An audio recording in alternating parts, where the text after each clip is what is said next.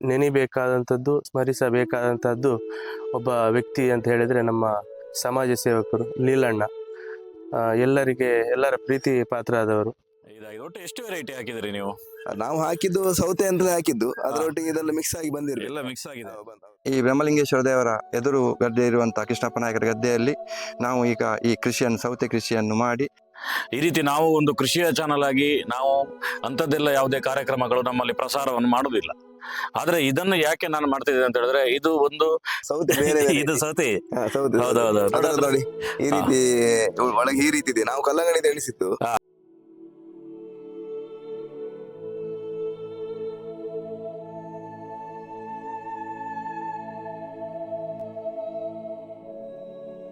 ಸಂಪೂರ್ಣ ಸಹಜ ಕೃಷಿ ಯೂಟ್ಯೂಬ್ ಚಾನಲ್ನ ಎಲ್ಲ ವೀಕ್ಷಕರಿಗೆ ನಮಸ್ಕಾರ. ನಾನು ಶಿವಪ್ರಸಾದ್ ಮಲೆಬೆಟ್ಟು.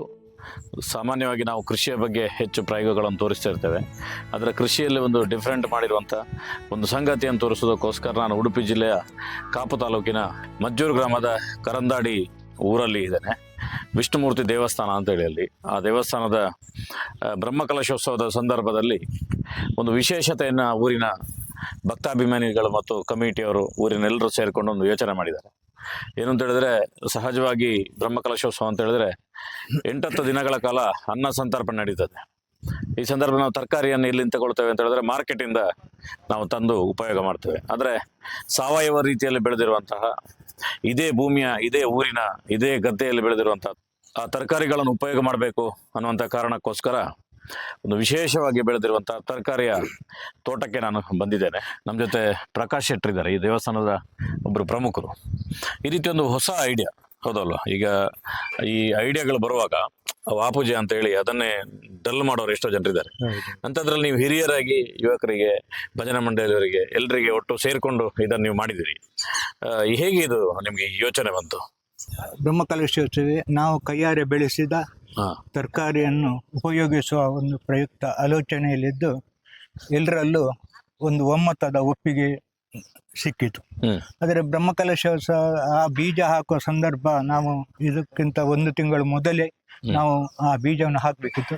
ನಿರಂತರ ಮಳೆಯಿಂದ ಇಲ್ಲಿ ಗದ್ದೆಯಲ್ಲಿ ಆ ಬೀಜವನ್ನು ಹಾಕುವಂಥ ಪ್ರಯತ್ನ ನಮಗೆ ಕೈಗೂಡಲಿಲ್ಲ. ಆದರೂ ನವೆಂಬರ್ 2nd ವಾರದಲ್ಲಿ, 2ನೇ ವಾರದಲ್ಲಿ ನಾವು ಈ ಗದ್ದೆಯನ್ನೆಲ್ಲ ಉತ್ತು ಬೀಜವನ್ನು ಹಾಕುವಂಥ ಒಂದು ಬೀಜ ಹಾಕಿದ್ದೆವು. ಆದರೆ ಆ ಮಳೆ, ಬೀಜ ಹಾಕಿದ ಮರುದಿವಸವೇ ಮಳೆ ಬಂದು ಆ ಒಂದೂವರೆ ಫೀಟು ನೀರು ನಿಂತು 2-3 ದಿವಸ ನಿಂತು ಬೀಜ ಸ್ವಲ್ಪ ಕೊಳೆತು ಹೋಯಿತು. ನಾವು ಎಣಿಸಿದ ಹಾಗೆ ಆ ಮೊಳಕೆ ಬರಲಿಲ್ಲ. ಆದರೂ ಆ ದೇವರ ದಯೆಯಿಂದ ಸ್ವಲ್ಪ ಮೊಳಕೆ ಎಲ್ಲ ಬಂತು. ನಿರಂತರ ನಾವು ಆ ತರಕಾರಿಯನ್ನು ಬೆಳೆಸುವ ಆ ಪ್ರಯತ್ನವನ್ನು ನಿರಂತರ ನಾವು ನಮ್ಮ ಶ್ಯಾಮ್ ಶೆಟ್ಟಿಗಾರ್ ಮತ್ತು ಕೃಷ್ಣರಾವ್ ಅವರೊಂದಿಗೆ ಕೂಡಿ, ಮತ್ತೆ ಭಜನಾ ಮಂಡಳಿಯ ಮಹಿಳೆಯರು, ಭಜನಾ ಸದಸ್ಯರು ಅದಕ್ಕೆ ಬೇಕಾದ ಕೊಡಪನದಿಂದ ನೀರನ್ನು ತಂದು ಅದಕ್ಕೆ ಸುರಿದು ಅವರು ಬಹಳಷ್ಟು ಪ್ರಯತ್ನ ಮಾಡಿದ್ದಾರೆ.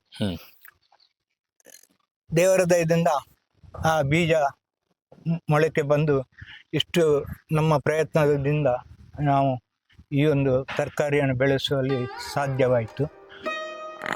ತರಕಾರಿ ತೋಟದ ಮಧ್ಯದಲ್ಲಿದೆ. ನಿಮಗೆ 1/2 ಎಕರೆಯಷ್ಟು ತರಕಾರಿ ತೋಟ ಇದೆ. ಏನೇನು ಬೆಳೆದಿದ್ದಾರೆ ಅನ್ನುವಂಥದ್ದನ್ನು ಶ್ರೀಧರ್ ಶೆಟ್ಟಿಗಾರು ತೋರಿಸ್ತಾರೆ. ದೇವಸ್ಥಾನದ ಕಮಿಟಿಯಲ್ಲಿ ಅವರು ಕೊಟ್ಟಿದ್ದಾರೆ. ಶ್ರೀಧರ್ ನಮಸ್ಕಾರ. ನಮಸ್ತೆ. ಇಲ್ಲಿ ನಾವು ಸೌತೆಕಾಯಿ, ಇಲ್ಲಿ ದೊಡ್ಡದು ಒಂದು ಸೌತೆ ನೋಡಿ, ಇದು ಬೆಳೆದದ್ದು. ನಿಮ್ಮ ಅಂದಾಜಲ್ಲಿ ಎಷ್ಟು ಕೆಜಿ ಆಗಿರ್ಬೋದು? ಇದೊಂದು 4 kg ಆಗಿದೆ ಅಂತ. 4 kg ಸಾವಯವದ ಪವರ್. ಹೌದು, ಕೇವಲ ಹಟ್ಟಿ ಗೊಬ್ಬರ ಮಾತ್ರ, ಬೇರೆ ಯಾವ್ದು ನಾವು ಹಾಕ್ಲಿಲ್ಲ. ಯಾವ ರಾಸಾಯನಿಕವನ್ನು ಹಾಕದೆ ಬೆಳೆದಿದ್ದೀರಿ. ಈ ರೀತಿ ಎಷ್ಟು ಬೆಳೆದಿರ್ಬೋದು ಒಟ್ಟಾರೆ ಎಲ್ಲಾ ಕಡೆ ಸೇರಿ? ನಾವು ಹಾಕಿದ್ದು ಒಂದು 1/2 ಎಕರೆ ಆದ್ರೂ ಕೂಡ ಅದ್ರಲ್ಲಿ ಮಳೆಯಿಂದಾಗಿ ಸ್ವಲ್ಪ ಇದಾಯ್ತು. ಹಾಗೆ ನೋಡಿ, ಇಲ್ಲಿ ಅದು ಭಜನಾ ಉಪಾಧ್ಯಕ್ಷರವರು ಎತ್ತಿ ತೋರಿಸಿದ್ದಾರೆ ನೋಡಿ. ಈ ರೀತಿ ಎಲ್ಲ ತುಂಬಾ ಕೆಲಸ ಮಾಡಿದ್ದಾರೆ ಇದರಲ್ಲಿ ತುಂಬಾ. ನೋಡಿ, ಈ ರೀತಿ ಎಲ್ಲಾ ಕಡೆ ಈ ರೀತಿ ಆಗಿದೆ ನೋಡಿ. ಇಲ್ಲಿ ನಿಮ್ಗೆ ಕಾಣಬಹುದು. ಇದು ಬೇರೆ ಒಂದು ವೆರೈಟಿಯ ಸೌತೆ. ನಮ್ಗೆ ನಾವು ಅದನ್ನ ಕಲ್ಲಂಗಡಿಯಿಂದ ಎಣಿಸಿದ್ದೆವು, ಆದ್ರೂ ಕೂಡ ಸೌತೆ ಬೇರೆ. ಇದು ಸೌತೆ ನೋಡಿ, ಈ ರೀತಿ ಒಳಗೆ ಈ ರೀತಿ ಇದೆ. ನಾವು ಕಲ್ಲಂಗಡಿಯಿಂದ ಎಣಿಸಿದ್ದು, ಈ ರೀತಿ ವೆರೈಟಿ ಇದೆ, ಒಳ್ಳೆ ಇದೆ ನೋಡಿ. ಒಂದು ಸ್ಪೆಷಲ್ ವೆರೈಟಿಯ ಸೌತೆ ಇದೆ.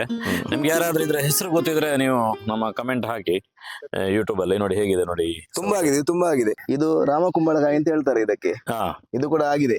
ನಾವು ಒಂದು ಬೇಕಂತ ಅದರ ಮಿಕ್ಸ್ ಇತ್ತೇನು ಇದರಲ್ಲಿ ಬೀಜದಲ್ಲಿ, ಹಾ ಅದರಿಂದ ಇದು ಕೂಡ ಆಗಿದೆ ಇದರೊಟ್ಟಿಗೆ. ಅಲ್ಲ, ಹೌದೌದು, ಸಿಹಿ ಕುಂಬಳ ಸಣ್ಣ ವೆರೈಟಿ, ಸಣ್ಣ ವೆರೈಟಿ. ಹೌದೌದು, ಇದು ತುಂಬಾ ಆಗ್ತದೆ. ಹೌದೌದೌದು, ಅಲ್ಲಿ ಕೂಡ ಇದೆ. ಅಲ್ಲ ಇನ್ನು ಕೂಡ ಇದೆ. ಹೌದು, ಇಲ್ಲಿ ಸಣ್ಣ ಸಣ್ಣದಾಗಿದೆ ಇಲ್ಲಿ. ನೋಡಿ ಎಲ್ಲಾ ಕಡೆಯಲ್ಲಿ ಇದಾಗಿದೆ. ಒಟ್ಟು ಎಷ್ಟು ವೆರೈಟಿ ಹಾಕಿದ್ರಿ ನೀವು? ನಾವು ಹಾಕಿದ್ದು ಸೌತೆ ಅಂತ ಹಾಕಿದ್ದು, ಅದರೊಟ್ಟಿಗೆ ಇದೆಲ್ಲ ಮಿಕ್ಸ್ ಆಗಿ ಬಂದಿರಲಿಲ್ಲ. ಎಲ್ಲ ಮಿಕ್ಸ್ ಆಗಿದೆ. ಕುಂಬಳಕಾಯಿಯನ್ನ ಹಾ. ನಾವಂದ್ರೆ ಅದು ಅಲ್ಲಿ ಒಂದೇ ಕಡೆ ಹಾಕಿದ್ದ ನಂತರ ಅದನ್ನ ಸಸಿಯನ್ನ ತೆಗೆದು ಹಾ. ನಮ್ಮ ಪ್ರಕಾಶ್ ಶೆಟ್ರು, ಶ್ಯಾಮ ಶೆಟ್ಟಿಗಾರ್ ಮತ್ತೆ ಕೃಷ್ಣರಾವೆಲ್ಲ ತೆಗೆದು ಇಲ್ಲಿ ನಟ್ಟಿದ್ದಾರೆ. ಬೂದು ಕುಂಬಳಕಾಯಿ. ಹೌದು, ಬೂದು ಕುಂಬಳಕಾಯಿ. ಹಾ. ಅದ್ರ ಇದು ಸಾಂಬಾರಿಗೆ ಬೇಕಾಗ್ತದಲ್ಲ ಅದು. ಹಾ ಮತ್ತೆ ಇಲ್ಲಿ ಹಾ. ಪ್ರಜ್ಞಾ ಮಾರ್ಪಳ್ಳಿ ಅವರು ಮಟ್ಟು ಗಿಡ ತಂದು ಕೊಟ್ಟಿದ್ದಾರೆ ಫ್ರೀ ಆಗಿ. ಹಾ ಇದು ದೇವಸ್ಥಾನಕ್ಕೆ ಅಂತ ಹೇಳೋದು ಫ್ರೀ ಕೂಡ ಕೊಟ್ಟಿದ್ದಾರೆ ನಮ್ಗೆ. ಹಾ ಅದು ಮಟ್ಟು ಪ್ರದೇಶದಲ್ಲಿ ಬೆಳೆಯುವ ಒಂದು ಇಲ್ಲಿಂದ 5-6 ಕಿಲೋಮೀಟರ್ ಉಂಟು. ಹಾ ಉಡುಪಿಯ ಮಟ್ಟು. ಹೌದು, ಉಡುಪಿ ಮಟ್ಟು. ಅರೆ, ಮಟ್ಟುಗುಳ್ಳ famous ಅಂತ ಹೇಳಿ ಆಗಿರುವಂತ- famous. ಹೌದು, ವಾದಿರಾಜರ ಒಂದು ಪ್ರಸಾದದಿಂದ ಆಗಿರುವಂತದ್ದು ಮಟ್ಟುಗುಳ್ಳ ಅಂತ ಹೇಳಿ. ಹಾ ಇದು ಇಲ್ಲಿ ಇಷ್ಟು ಹಾಕಿದ್ದೇವೆ. ಇದು ಕೂಡ ನಾಡು ಬ್ರಹ್ಮಕಲಶಕ್ಕೆ ಆಗ್ಲಿಕ್ಕಿಲ್ಲ, ಅಷ್ಟೇ ಪುನಃ ಪುನಃ ಪುನಃ ನಮ್ದು ದೃಢಕಲಶ ಎಲ್ಲ ಇದೆ, ಅದಕ್ಕೆಲ್ಲ ನಾವು ಜಾತ್ರೆಗೆಲ್ಲ ಆಗ್ಬೋದು. ಹೌದು, ಅದಕ್ಕೆ ಉತ್ಸವ ಕಂಟಿನ್ಯೂ ಇರ್ತದೆ ಇನ್ನು ಕೂಡ ಹಾ ಒಂದ್ ತಿಂಗಳು ಆಗ ಎಲ್ಲ ಆಗಿರ್ಬೋದು. ಇದು ಕೂಡ ಅದಕ್ಕೆ ನಾವು ಕುಂಬಳಕಾಯಿ ಹಾಕಿರುವಂತದ್ದು. ನೋಡಿ, ಇಲ್ಲಿ ನಾರ್ಮಲ್ ಗುಳ್ಳ ಬದನೆ ಮತ್ತು ಮಟ್ಟು ಗುಳ್ಳಕ್ಕೆ ಏನು ಡಿಫ್ರೆನ್ಸ್ ಅನ್ನುವಂಥದ್ದು ಇರ್ತದೆ. ಸಹಜವಾಗಿ ಗುಳ್ಳ ಬದನೆ ನಮ್ಮ ರಾಜ್ಯದ ಎಲ್ಲ ಭಾಗದಲ್ಲಿ ಆಗ್ತದೆ, ಬೇರೆ ಬೇರೆ ವೆರೈಟಿಯಲ್ಲಿ ಇರ್ತದೆ ಗುಳ್ಳದಲ್ಲಿ. ನೋಡಿ, ಇದು ಪೂರ್ತಿ ಇದಿರೋದಿಲ್ಲ, ಒಂದು ರೀತಿಯಲ್ಲಿ ಸ್ವಲ್ಪ ಹಳದಿ ಮಿಶ್ರಿತ ಆಗಿರುವಂಥ ಹಸಿರು ಕಲರ್ ಇರ್ತದೆ. ನಿಮ್ಮಲ್ಲಿ ಸೂಕ್ಷ್ಮ ಗಮನಿಸುವುದು, ಇದು ಮುಳ್ಳು ಇರ್ತದೆ. ಈ ಮಟ್ಟು ಗುಳ್ಳಕ್ಕೆ ಮಾತ್ರ ಮುಳ್ಳು ಇರುವಂಥದ್ದು. ನೋಡಿ, ಇಲ್ಲಿ ಕಂಡಿರ್ಬೋದು ನಿಮಗೆ, ಬುಡದಿಂದನೇ ಆಗಲಿ ಪ್ರಾರಂಭ ಆಗಿದೆ.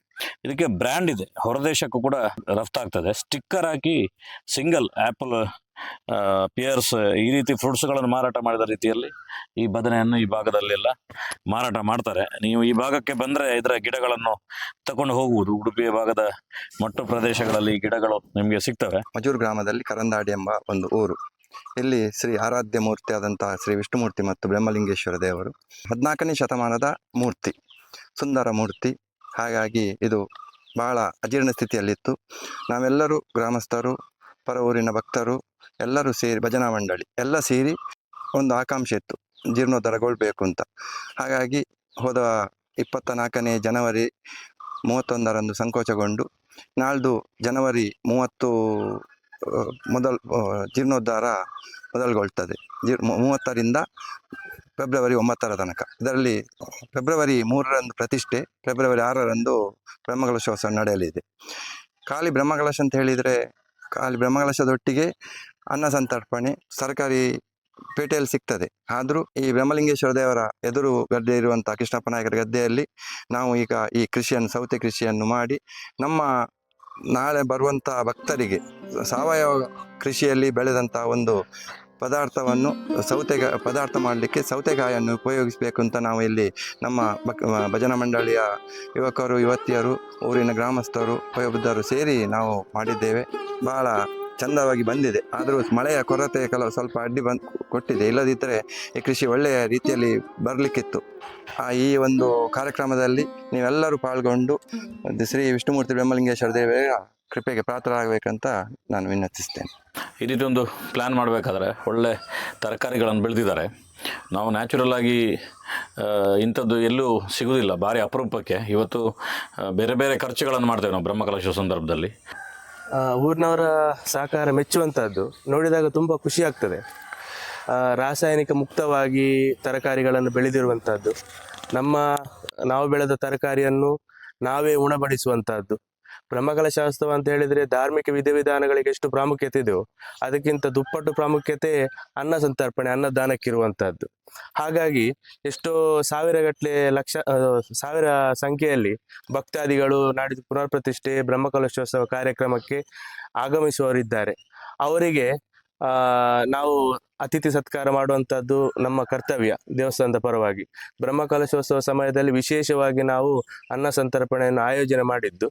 ಈ ಸಂದರ್ಭದಲ್ಲಿ ನಾವೇ ಬೆಳೆದ ತರಕಾರಿಯ ಪದಾರ್ಥಗಳನ್ನು ನಾವು ಅವರಿಗೆ ಉಣಬಡಿಸಬೇಕು ಅನ್ನುವಂಥದ್ದು ನಮ್ಮ ಇಚ್ಛೆ ಇತ್ತು. ಅದು ಇವತ್ತಿಗೆ ಸಾರ್ಥಕ ಆಯಿತು ಅಂತ ಎಣಿಸ್ತೇವೆ. ಈ ಸಂದರ್ಭದಲ್ಲಿ ನಾವು ಮುಖ್ಯವಾಗಿ ನೆನಿಬೇಕಾದಂಥದ್ದು, ಸ್ಮರಿಸಬೇಕಾದಂಥದ್ದು ಒಬ್ಬ ವ್ಯಕ್ತಿ ಅಂತ ಹೇಳಿದರೆ ನಮ್ಮ ಊರಿನವರೇ, ಸಮಾಜ ಸೇವಕರು, ಲೀಲಣ್ಣ. ಎಲ್ಲರ ಪ್ರೀತಿ ಪಾತ್ರರಾದವರು. ಅವರು ನಮ್ಮೊಂದಿಗೆ ಈ ಸಂದರ್ಭದಲ್ಲಿ ಇಲ್ಲ ಅಂತ ಹೇಳುವಂಥದ್ದು ನಮಗೆ ಬಹಳ ದುಃಖಕರವಾದದ್ದು. ನಮ್ಮ ಜೀರ್ಣೋದ್ಧಾರ ಸಮಿತಿ ಪ್ರಾರಂಭವಾಗುವ ಹೊತ್ತಿನಲ್ಲಿ ಕಾರ್ಯಾಧ್ಯಕ್ಷರಾಗಿ ಜವಾಬ್ದಾರಿಯನ್ನು ಹೊತ್ತುಕೊಂಡವರು ಮಧ್ಯದಲ್ಲಿ ನಮ್ಮನ್ನು ಬಿಟ್ಟು ಹೋದರು. ಅದೊಂದು ಬೇಜಾರಿನ ಸಂಗತಿ. ಅವರು ಈ ಸಂದರ್ಭದಲ್ಲಿ ಇದ್ದಿದ್ರೆ ತುಂಬ ಖುಷಿ ಪಡ್ತಿದ್ರು ಅನ್ನುವಂಥದ್ದು ನಮಗೊಂದು ಮರೆಯಲಾಗದ ಸಂಗತಿ. ಹಾಗಾಗಿ ನಾವು ಈ ಸಂದರ್ಭದಲ್ಲಿ ಅವರನ್ನು ನೆನೆತೇವೆ. ಮತ್ತು ಈ ತರಕಾರಿ ಕೃಷಿಗೆ ಊರಿನ ಸಾವಯವ ಗೊಬ್ಬರಗಳನ್ನು ಬಳಸಿ ಊರಿನ ಭಕ್ತರು, ಮಹಿಳೆಯರು, ಮಾನಿಯರು ಮತ್ತು ಭಜನಾ ಮಂಡಳಿಯವರು ಸೇರಿಕೊಂಡು ಒಳ್ಳೆಯ ರೀತಿಯಲ್ಲಿ ಫಲ ಬರುವ ಹಾಗೆ ಮಾಡಿದ್ದಾರೆ. ಆಡಳಿತ ಮುಕ್ತೇಸರರಾಗಿ ಸೇವೆ ಸಲ್ಲಿಸಿದಂಥ ಕರ್ನಾಡಿಗುತ್ತು ಉದಯ ಶೆಟ್ಟಿ ಮತ್ತು ಜೀರ್ಣೋದ್ಧಾರ ಸಮಿತಿ ಅಧ್ಯಕ್ಷರಾಗಿ ಸೇವೆ ಸಲ್ಲಿಸಿದಂಥ ವಿಶ್ವಜಿತ್ ಶೆಟ್ಟಿಯವರು ಈ ಸಂದರ್ಭದಲ್ಲಿ ನಮ್ಮೊಂದಿಗೆ ಇಲ್ಲ, ನಮ್ಮನ್ನು ಅಗಲಿದ್ದಾರೆ. ಅವರನ್ನು ಕೂಡ ಈ ಸಂದರ್ಭದಲ್ಲಿ ನಾನು ಸ್ಮರಿಸಿಕೊಳ್ತಾ ಇದ್ದೇನೆ. ಇದೇ ಬರುವ ಫೆಬ್ರವರಿ 3ನೇ ತಾರೀಕಿಂದ ಶ್ರೀ ವಿಷ್ಣುಮೂರ್ತಿ ದೇವರ ಬಿಂಬ ಪುನರ್ ಪ್ರತಿಷ್ಠಾಪನೆ ಹಾಗೂ 6ನೇ ತಾರೀಕಿಗೆ ಬ್ರಹ್ಮಕಲಶೋತ್ಸವ ವಿಜೃಂಭಣೆಯಿಂದ ನಡೀಲಿಕ್ಕಿದೆ. 1 ತಾರೀಕಿಗೆ ಹೊರೆಕಾಣಿಕೆ ಮೆರವಣಿಗೆ ಮಜೂರು ಗ್ರಾಮದಿಂದ ಮಜೂರು ಬಸ್ ಸ್ಟ್ಯಾಂಡ್ನಿಂದ ಹೊರಟು ಮೆರವಣಿಗೆ ಮೂಲಕ ಹಸಿರು ಹೊರೆಕಾಣಿಕೆ ದೇವಸ್ಥಾನಕ್ಕೆ ಬಂದು ತಲುಪಲಿದೆ. 1 ತಾರೀಕಿನಿಂದ 9 ತಾರೀಕಿನವರೆಗೆ ನಿರಂತರವಾಗಿ ಧಾರ್ಮಿಕ ಕೆಲಸಗಳು, ಸಾಂಸ್ಕೃತಿಕ ಕಾರ್ಯಕ್ರಮಗಳು, ಅನ್ನ ಸಂತರ್ಪಣೆಗಳು ನಡೀತದೆ. ಎಲ್ಲರೂ ಊರ ಪರವೂರ ಭಕ್ತಾಭಿಮಾನಿಗಳು ಇದನ್ನೇ ಕರೆಯೋಲೆ ಎಂದು ತಿಳಿದುಕೊಂಡು ಎಲ್ಲರೂ ಭಾಗವಹಿಸಿ ದೇವರ ಕೃಪೆಗೆ ಪಾತ್ರರಾಗಬೇಕಂತ ಈ ಸಂದರ್ಭದಲ್ಲಿ ಕೇಳಿಕೊಳ್ತೇನೆ. ನಮ್ಮ ದಕ್ಷಿಣ ಕನ್ನಡ ಜಿಲ್ಲೆ, ಉಡುಪಿ ಜಿಲ್ಲೆಯಲ್ಲಿ ಎಲ್ಲ ಕಡೆಯಲ್ಲೂ ಕೂಡ ಬ್ರಹ್ಮಕಲಶೋತ್ಸವ ಅನ್ನುವಂಥ ಒಂದು ದೊಡ್ಡ ಸಿಸ್ಟಮ್ ದೇವಾಲಯಗಳಲ್ಲಿ ನಡೀತದೆ ಪ್ರತಿ 12 ವರ್ಷಕ್ಕೊಂದ್ಸಲ. ಈ ರೀತಿ ನಾವು ಒಂದು ಕೃಷಿಯ ಚಾನಲ್ ಆಗಿ ನಾವು ಅಂಥದ್ದೆಲ್ಲ ಯಾವುದೇ ಕಾರ್ಯಕ್ರಮಗಳು ನಮ್ಮಲ್ಲಿ ಪ್ರಸಾರವನ್ನು ಮಾಡೋದಿಲ್ಲ. ಆದರೆ ಇದನ್ನು ಯಾಕೆ ನಾನು ಮಾಡ್ತಿದ್ದೇನೆ ಅಂತ ಹೇಳಿದ್ರೆ, ಇದು ಒಂದು ಕೃಷಿಗೆ ಮಾದರಿಯಾಗಿರುವಂಥದ್ದು ಮತ್ತು ಜನರ ಆರೋಗ್ಯಕ್ಕೆ ಹೇಗೆ ಕಾಳಜಿಯನ್ನು ತಗೊಳ್ಬೇಕು ಅನ್ನುವಂಥದ್ದನ್ನು ಈ ಕಮಿಟಿಯವರು ನಮಗೆಲ್ಲರಿಗೂ ಕೂಡ ತೋರಿಸಿದ್ದಾರೆ. ನಿಮಗೆ ಈ ವಿಡಿಯೋ ನೋಡಿದಾಗ ನಿಮಗೆ ಅನ್ನಿಸ್ಬೋದು ಯಾವುದೋ ಊರಲ್ಲಾಗಿರೋದು, ಏನೋ ಆಗಿರೋದು ಅಂತೇಳಿ. ಆದರೆ ಇದು ಒಂದು ಮಾಡೆಲ್ ಆಗಿ ತಗೊಂಡ್ರೆ, ನಾವು ಇಡೀ ದಕ್ಷಿಣ ಕನ್ನಡ ಉಡುಪಿ ಜಿಲ್ಲೆಯಲ್ಲಿ ಎಲ್ಲ ದೇವಾಲಯಗಳಿಗೆ ದೇವಾಲಯದ ಗದ್ದೆಗಳು ಅಂತ ಇರ್ತದೆ. ಆ ಗದ್ದೆಗಳಲ್ಲಿ ಈ ರೀತಿ ತರಕಾರಿ, ಭತ್ತ ಈ ರೀತಿ ಮಾಡೋದ್ರ ಮುಖಾಂತರ ಸಾವಯವ ಕ್ರಾಂತಿಗೆ ಒಂದು ಹೆಜ್ಜೆ ಇಡಬಹುದು ಅಂತ ನನಗೆ ಅನ್ನಿಸ್ತದೆ. ಆ ಕಾರಣಕ್ಕೋಸ್ಕರ ಈ ದೇವಸ್ಥಾನದ ಎಲ್ಲ ಕಮಿಟಿಯ ಸದಸ್ಯರು ನಮ್ಮೊಟ್ಟಿಗೆಲ್ಲ ಬಂದು ಸೇರಿದ್ರು, ಕೆಲವರು ಬಂದು ಹೋದ್ರು. ಒಂದು ಇಂಟ್ರೆಸ್ಟ್ ಅಲ್ಲಿ, ಒಂದು ಖುಷಿಯಲ್ಲಿ ಕೆಲಸ ಮಾಡ್ತಿದ್ದಾರೆ. ಇದೆಲ್ಲ ದೇವಸ್ಥಾನಗಳಿಗೆ ಕೂಡ ಮಾಡೆಲ್ ಆಗಲಿ. ಈ ದೇವಸ್ಥಾನದ ಈ ಮಾಡೆಲ್ ಅನ್ನು ತಗೊಂಡು ಎಲ್ಲರೂ ಮುಂದಿನ ದಿನಗಳಲ್ಲಿ ಈ ರೀತಿಯ ದೇವಾಲಯಗಳಲ್ಲಿ ತರಕಾರಿ ಕೃಷಿಯನ್ನು ಮಾಡೋದ್ರ ಮುಖಾಂತರ ಸಾವಯವ ಯುಕ್ತವಾಗಿರುವಂತಹ, ರಾಸಾಯನಿಕ ಮುಕ್ತ ಆಗಿರುವಂತಹ ಜೀವನ ನಡೆಸಲಿಕ್ಕೆ ಜನರಿಗೆ ಒಂದಷ್ಟು ಮಾದರಿಯಾಗಲಿ ಅನ್ನುವಂಥದ್ದನ್ನು ಹೇಳ್ತಾ, ಈ ರೀತಿಯ ಒಂದು ಕಾರ್ಯಕ್ರಮವನ್ನು ನಡೆಸಿಕೊಡ್ಲಿಕ್ಕೆ ಸಹಕಾರ ಮಾಡಿದಂಥ ನಮ್ಮ ಎಲ್ಲ ಮ್ಯಾನೇಜ್ಮೆಂಟ್ ಅವರು, ಕಾರ್ಯಕರ್ತರು, ಅದರೊಟ್ಟಿಗೆ ಇಲ್ಲಿಯ ಊರಿನ ಎಲ್ಲ ಬಂಧುಗಳಿಗೆ ನಮ್ಮ ಸಂಪೂರ್ಣ ಸಹಜ ಕೃಷಿ ಚಾನಲ್ ಕಡೆಯಿಂದ ಮತ್ತೊಂದು ಬಾರಿ ಧನ್ಯವಾದ ನಾನು ಹೇಳ್ತಿದ್ದೇನೆ. ಅದರೊಟ್ಟಿಗೆ ಮುಂದಿನ ದಿನಗಳಲ್ಲಿ ಯಾವುದೇ ದೇವಾಲಯಗಳಲ್ಲೂ ಈ ರೀತಿಯ ಒಂದು ಯೋಚನೆಗಳನ್ನು ಮಾಡಿದರೆ ನಾವು ಬಂದು ಅದಕ್ಕೆ ಸಹಕಾರ ಕೊಡ್ತೇವೆ. ನಿಮಗೆ ಯಾವುದೇ ವ್ಯವಸ್ಥೆಗಳನ್ನು ಬೇಕಾದರೂ ಕೃಷಿಗೆ ಸಂಬಂಧಪಟ್ಟಿರುವಂಥದ್ದು, ಇದಕ್ಕೆ ನಾವು ನಿಮ್ಮ ಬೆಂಗಾವಲಿಯಾಗಿ ನಿಲ್ತೇವೆ ಅನ್ನುವಂಥ ಸಂಗತಿಯನ್ನು ಹೇಳ್ತಾ ಎಲ್ಲ ವೀಕ್ಷಕರಿಗೂ ಕೂಡ ಧನ್ಯವಾದಗಳು.